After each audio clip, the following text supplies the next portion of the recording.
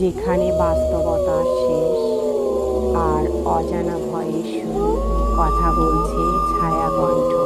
বর্ষার রাত মানে অনেকের কাছে গরম চা আর আড্ডা, কিন্তু আমার কাছে বর্ষার রাত মানে একটা ভয়ঙ্কর স্মৃতি, যে স্মৃতিটা আজও আমি ভুলতে পারিনি। আজ আপনাদের শোনাবো আমার জীবনে ঘটে যাওয়া এমন এক অভিজ্ঞতার কথা, যেটার কথা মনে পড়লেই আজও বুকের ভেতরটা কেঁপে ওঠে। ঘটনাটা প্রায় 4 বছর আগের। আষাঢ় মাস, সারাদিন আকাশ কালো ছিল। সেদিন অফিসের কাজে পাশের জেলায় গিয়েছিলাম। কাজ শেষ হতে অনেক রাত হয়ে যায়। শেষ বাস ধরার জন্য দৌড়েও লাভ হলো না। বাসটা আমার চোখের সামনেই চলে গেল। চারদিকে তখন ঝোড়ো হাওয়া। কিছুক্ষণ পরই শুরু হলো প্রবল বৃষ্টি। মোবাইলে নেটওয়ার্ক নেই, ব্যাটারিও শেষের দিকে। রাস্তার দুপাশে শুধু বড় বড় গাছ, দূরে কোনো বাড়ির আলোও দেখা যাচ্ছিল না। আমি ভাবলাম সামনে যদি কোনো দোকান পাই তাহলে বৃষ্টি থামা পর্যন্ত অপেক্ষা করব। প্রায় 10 মিনিট হাঁটার পর দূরে একটা ক্ষীণ আলো চোখে পড়ল।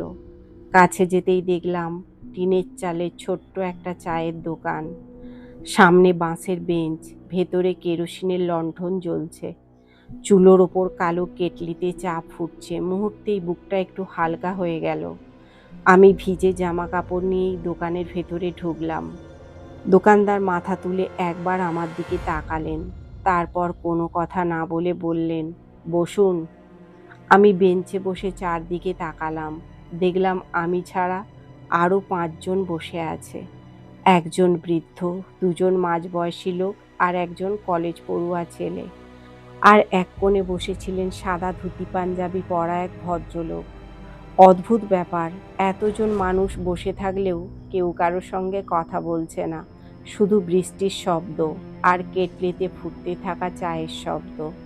আমি অস্বস্তি কাটাতে বললাম, আজ সারাদিন খুব বৃষ্টি হচ্ছে। কেউ কোনো উত্তর দিল না। শুধু বৃদ্ধ লোকটা ধীরে ধীরে মাথা তুলে আমার দিকে তাকালেন। তার চোখ দুটো অদ্ভুত শান্ত। তিনি হালকা হেসে বললেন, এই রাস্তায় নতুন নাকি? আমি বললাম, হ্যাঁ। বৃদ্ধ মাথা নেড়ে বললেন, তাই বুঝি? না হলে আজকের রাতে এই রাস্তায় কেউ থাকতো না। আমি একটু হেসে বললাম, কেন, ডাকাতের ভয়? বৃদ্ধ আর হাসলেন না। চায়ের কাপে চুমুক দিয়ে খুব আস্তে বললেন, ডাকাত হলে মানুষ অন্তত চিৎকার করতে পারে। কথাটা শুনে দোকানের ভেতরটা যেন আরো ঠান্ডা হয়ে গেল।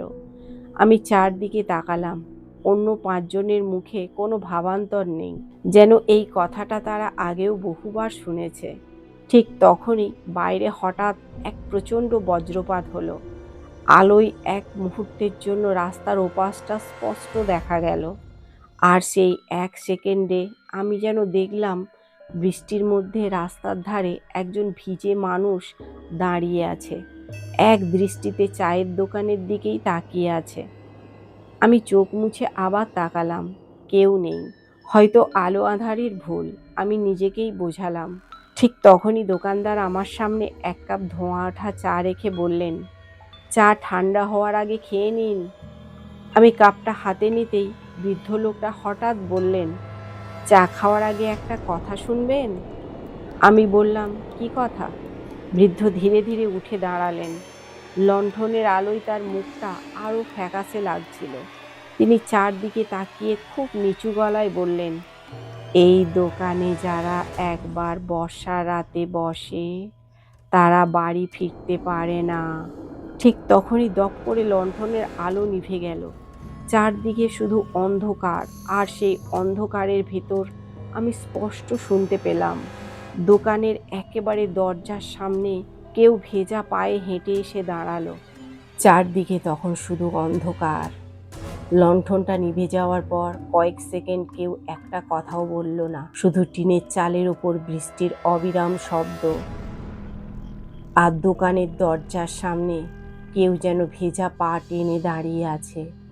আমার বুকের ধুকপুকানি যেন কানে শুনতে পাচ্ছিলাম। ঠিক তখনই দপ করে লণ্ঠনটা আবার জ্বলে উঠল।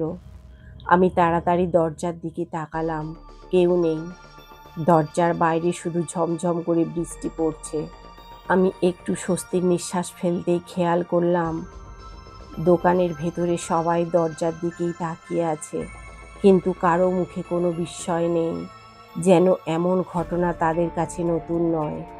আমি কাঁপা গলায় দোকানদারকে জিজ্ঞেস করলাম, এইমাত্র কেউ কি দরজার সামনে ছিল? দোকানদার চুলোর আগুনে কাঠ দিতে দিতে বললেন, বৃষ্টির রাতে অনেক শব্দই কানে আসে, সব কিছুর উত্তর খুঁজতে নেই বাবু। তার কথাটা আমার আরও অস্বস্তি বাড়িয়ে দিল।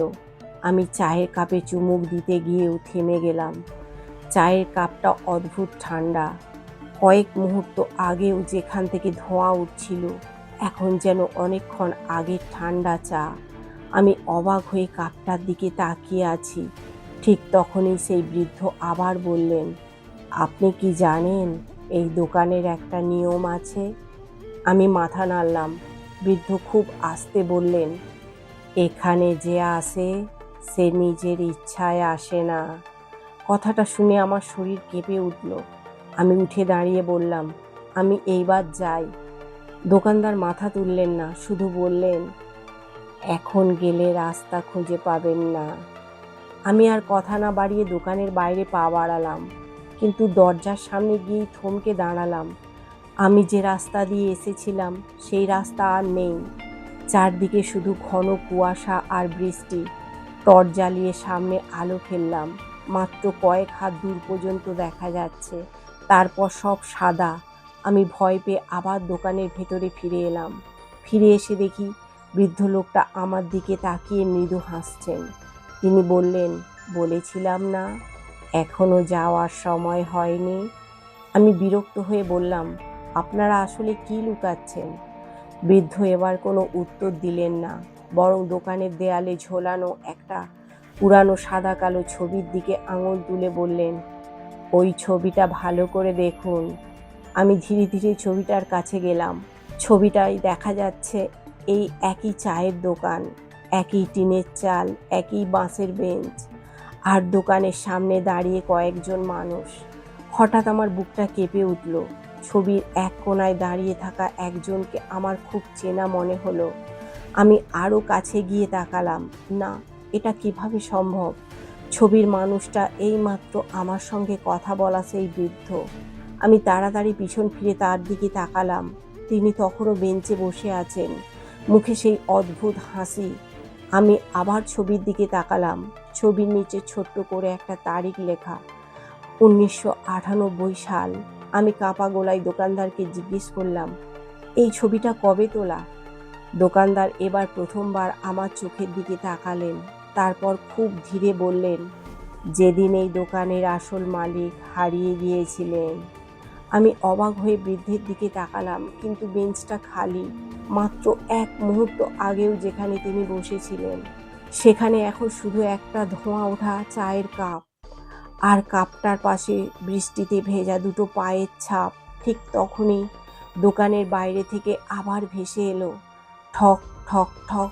মনে হলো কেউ দোকানের কাঠের সাইনবোর্ডে ধীরে ধীরে টোকা দিচ্ছে। আমি সাহস করে বাইরে তাকালাম, আর যা দেখলাম, আমার শরীরের রক্ত যেন হিম হয়ে গেল। আমি সাহস করে দোকানের বাইরে তাকালাম। বৃষ্টির মধ্যে রাস্তার ধারে একজন মানুষ দাঁড়িয়েছিল। তার পুরো শরীর ভিজে, মাথা নিচু, মুখ দেখা যাচ্ছে না, কিন্তু অদ্ভুত ব্যাপার, সে একটুও নড়ছে না। দোকানের ভেতর ফিরে এসে কাঁপা গলায় বললাম, ওই লোকটা কে? দোকানদার একবারও বাইরে তাকালেন না, শুধু বললেন, ওর দিকে তাকিয়ে থাকবেন না। আমি বললাম, কেন? দোকানদার এবার খুব ধীরে বললেন, কারণ ও অপেক্ষা করছে, কেউ যেন ওকে ডাকে। ঠিক তখনই বাইরে দাঁড়িয়ে থাকা মানুষটা খুব আস্তে মাথা তুলল। বজ্রপাতের আলোয় এক ঝলক তার মুখটা দেখা গেল। আমার বুক ধড়ফড় করে উঠল। ওটা আমারই মুখ। আমি নিজের চোখেই বিশ্বাস করতে পারছিলাম না। আমার মতোই মুখ, আমার মতোই জামা কাপড়, শুধু চোখ দুটো সম্পূর্ণ কালো। আমি ভয়ে এক পা পিছিয়ে যেতেই দোকানের ভেতরে থাকা সব মানুষ একসঙ্গে আমার দিকে তাকালো। তাদের কারো চোখে সাদা অংশ নেই, শুধু কালো শূন্যতা। বৃদ্ধের গলা আবার ভেসে এলো, এবার তুমি ওর জায়গায় যাবে। আমি চিৎকার করে দরজার দিকে দৌড় দিলাম। বাইরে বেরিয়ে প্রাণপণে দৌড়াতে লাগলাম। পিছন থেকে শুধু শুনতে পাচ্ছিলাম অনেকগুলো মানুষের হাসি। কেউ যেন বারবার বলছে, ফিরে এসো, চা এখনো ঠান্ডা হয়নি। আমি একবারও পিছন ফিরে তাকাইনি। কতক্ষণ দৌড়েছিলাম জানি না। হঠাৎ একটা ট্রাকের হর্নে জ্ঞান ফিরে এলো। দেখলাম আমি রাস্তার ধারে পড়ে আছি। কয়েকজন গ্রামবাসী আমাকে ঘিরে দাঁড়িয়ে, তারা জল খাওয়ালো। আমি কাঁপা গলায় বললাম, ওই চায়ের দোকানটা কোথায়? সবাই অবাক হয়ে একে অপরের মুখের দিকে তাকালো। একজন বৃদ্ধ বললেন, এই রাস্তায় কোনো চায়ের দোকান নেই তো। আমি জোর করে তাদের নিয়ে সেই জায়গায় গেলাম, কিন্তু সেখানে কোনো দোকান নেই।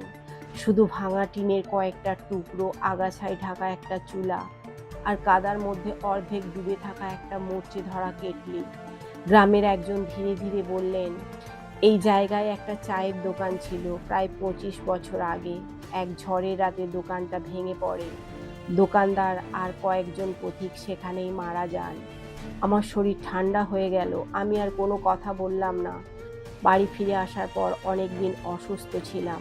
তারপর থেকে বর্ষার রাতে কখনো একা বের হইনি।